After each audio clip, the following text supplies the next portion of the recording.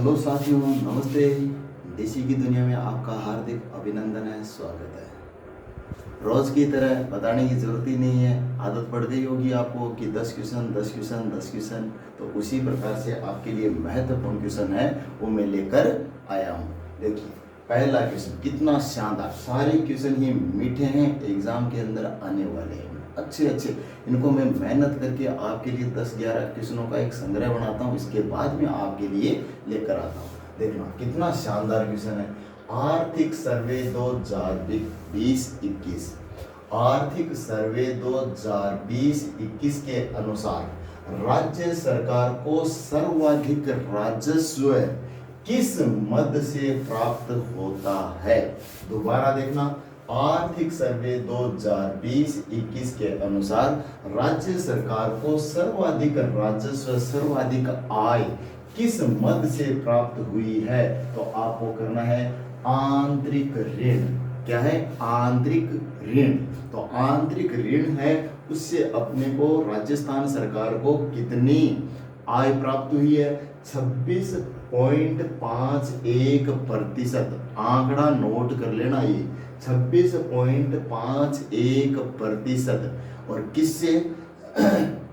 किससे? आंतरिक ऋण से। किससे? आंतरिक ऋण से। कितना? 26.51%। क्लियर है? अब देखो, इसके साथ साथ में आपको 2-3 आंकड़े और याद रखने हैं, और वो क्या है? जीएसटी से कितना, जीएसटी से कितना राजस्व प्राप्त हुआ? 15.02%। पूछ सकता है ये भी, जीएसटी से कितना? 15.02%। और केंद्रीय सहायता से कितना राजस्व प्राप्त हो रहा है राजस्थान सरकार को? 14.54। वो देखो, 26.51 आंतरिक ऋण, जीएसटी 15.02 और केंद्रीय सहायता 14.54। मोटे मोटे तौर पे याद रख लो कि आंतरिक ऋण 26.5, जीएसटी 15 और केंद्रीय सहायता 14.5%, और बिक्री कर जो है वो 9.09%। तो इन आंकड़ों को आपको याद रखना है, वेरी वेरी इंपॉर्टेंट है। आर्थिक समीक्षा के अनुसार राजस्थान सरकार को सर्वाधिक राजस्व कहां से प्राप्त हो रहा है? तो आंतरिक ऋण है, इसके बाद में जीएसटी है, केंद्रीय सहायता, बिक्री कर। क्लियर है? नेक्स्ट क्वेश्चन, नवजीवन योजना क्या है? नवजीवन योजना क्या है? तो नवजीवन योजना हथकढ़ शराब बनाने वाले परिवारों को इस कार्य से हटाया जाएगा।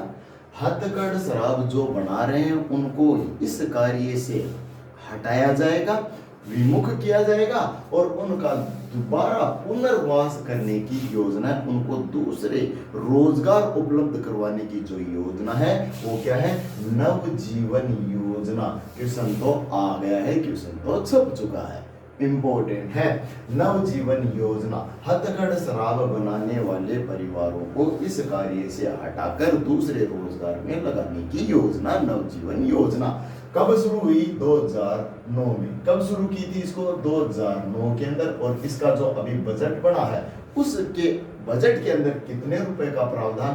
तो 100 करोड़ रुपए का प्रावधान। ये इंपॉर्टेंट है, इसलिए ये योजना चर्चा में 2009 में शुरू हो गई थी, परंतु चर्चा में क्यों है? इसके लिए बजट के अंदर 100 करोड़ का प्रावधान किया गया है, इंपॉर्टेंट है।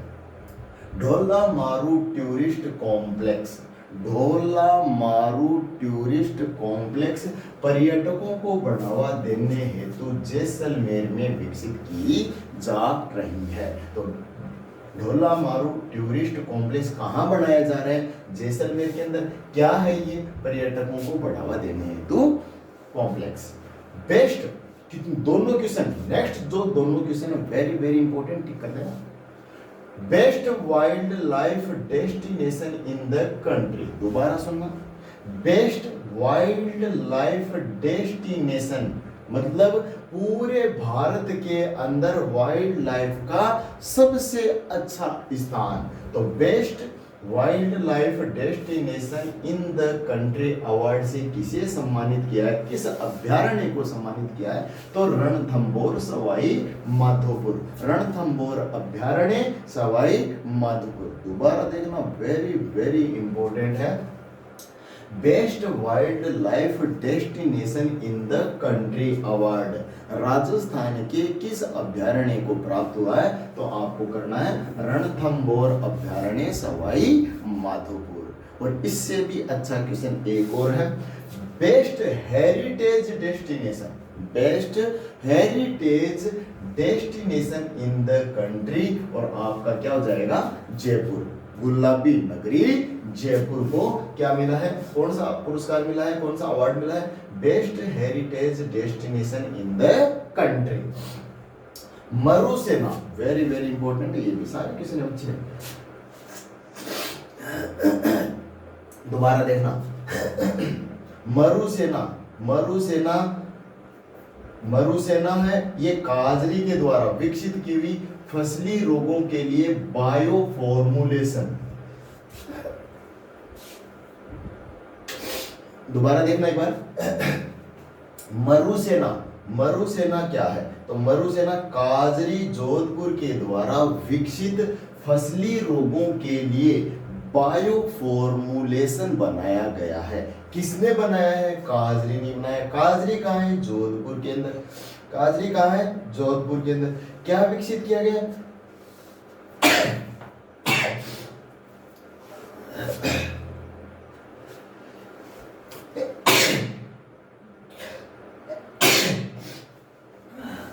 दोस्तों थोड़ी तबीयत में सुधार नहीं है इसलिए, तो देखो दोबारा आओ, इधर आओ, छोड़ो इन चीजों को। मरुसेना, मरुसेना का काजरी जोधपुर के द्वारा। मरुसेना क्या है, तो मरुसेना क्या है, फसली रोगों के लिए बनाया गया बायो फॉर्मुलेशन, फसली रोगों के लिए बनाया गया बायो फॉर्मुलेशन। और किसने बनाया है, काजरी ने विकसित किया है। काजरी का मुख्यालय कहाँ है, जोधपुर। क्या बनाया, फसली रोग, फसलों के अंदर जो रोग लग रहे हैं उनकी रोकथाम के लिए बायो फॉर्मुलेशन, एक फॉर्मूला बनाया है, और वो क्या है, मरुसेना। वेरी वेरी इंपॉर्टेंट है, मरुसेना क्या है, फसली रोगों के लिए बायो फॉर्मुलेशन। किसने विकसित किया, काजरी ने। काजरी का मुख्यालय कहाँ है, Jodhpur. Central arid zone research institute, काजरी की फुल फॉर्म क्या है, central arid zone research institute, केंद्रीय शुष्क अनुसंधान केंद्र। कहाँ है, जोधपुर, जिसकी स्थापना 1959 को हुई थी। स्थापना कब हुई थी, 1959 को हुई थी, ठीक है ना। तो काजरी है, उसके द्वारा मरुसेना विकसित किया गया। और ये क्या है, मरुसेना फसली रोगों के लिए bio formulation. Very very important है, क्या है, वेरी वेरी इंपॉर्टेंट है, बहुत ही अच्छा क्वेश्चन है। दोबारा देखना, आगे चलो। ऑपरेशन आग, ऑपरेशन आग, अवैध हथियारों को पकड़ना तथा उनकी रोकथाम करने के लिए राजस्थान सरकार ने कौन सा ऑपरेशन चलाया है, ऑपरेशन आग। ऑपरेशन आग वेरी वेरी इंपॉर्टेंट है ये भी। अवैध हथियारों को पकड़ना तथा उनकी रोकथाम के लिए कौन सा ऑपरेशन, ऑपरेशन आग चलाया गया। श्याम सुंदर स्वामी, श्याम सुंदर स्वामी ने पैरा निशानेबाजी नेशनल तीरंदाजी में पदक जीता। कौन सा, स्वर्ण। कौन सा पदक जीता, स्वर्ण। दोबारा देखना, हरियाणा के अंदर आयोजित होने वाली, हरियाणा के अंदर आयोजित होने वाली पैरा निशानेबाजी नेशनल तीरंदाजी के अंदर स्वर्ण पदक जीतने वाले राजस्थान के खिलाड़ी कौन है, श्याम सुंदर स्वामी। कौन है, श्याम सुंदर स्वामी। राष्ट्रीय जल पुरस्कार से, अच्छा क्वेश्चन, महत्वपूर्ण क्वेश्चन, मीठा क्वेश्चन, छोटा क्वेश्चन।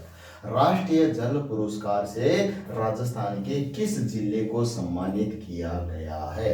राष्ट्रीय जल पुरस्कार से किस जिले को सम्मानित किया गया है, बांसवाड़ा, बांसवाड़ा, बांसवाड़ा। जितने टिक करने उतने कर देना, बांसवाड़ा।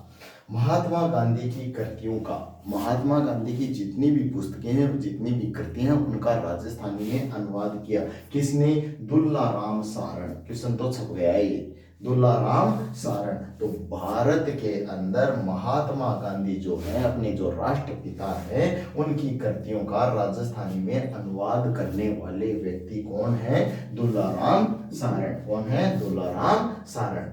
गोडवाड़ पर्यटन सर्किट, देखना, गोडवाड़ पर्यटन सर्किट, इसके अंदर कौन कौन से? रणकपुर क्षेत्र, रणकपुर के जैन मंदिर पाली, तो रणकपुर का क्षेत्र, सोनाना खेतलाजी मंदिर, सोनाना खेतलाजी मंदिर ये कहाँ है? पाली। रणकपुर जैन मंदिर पाली, जवाई बांध पाली, बाली दुर्ग पाली। इन क्षेत्रों को गोडवाड़ पर्यटन सर्किट के रूप में विकसित किया जाएगा। तो वेरी वेरी इंपॉर्टेंट है, रणकपुर क्षेत्र, सोनाना खेतलाजी मंदिर, जवाई क्षेत्र, बाली दुर्ग, ये सब कहाँ है? ये क्षेत्र ये पाली के अंदर है। कहाँ है? पाली के अंदर। और इनको गोडवाड़ पर्यटन सर्किट के रूप में विकसित किया जाएगा। क्लियर है क्या साथियों? देखो, कल अपना एक बहुत ही शानदार त्योहार, कल अपना एक बहुत ही शानदार त्योहार है मनाया था, और वो आता है आपका चैत्र शुक्ल तृतीया को। 16 दिन का जो त्योहार है उसका नाम बताइए, कौन सा है? उसका नाम बताइए। तो कल की तारीख के अंदर हमने कौन सा त्योहार मनाया है? चैत्र शुक्ल तृतीया को। और उसकी झलक में आपको, उसकी जो क्लिप है, उसका जो छोटा सा वीडियो है वो मैं आपके सामने लेकर आऊंगा। उस जो मेला त्योहार है उनकी क्लिप में आपके लिए लेकर आने वाला, ताकि आप भी क्या करो, उनसे रूबरू हो, इन मेले त्योहारों से रूबरू हो, और जो त्योहार हमने मनाया उसका नाम आपको बताना, और उस त्योहार की झलकियां मैं आपके सामने लेकर आऊंगा। नमस्ते साथियों, जय हिंद, राम राम।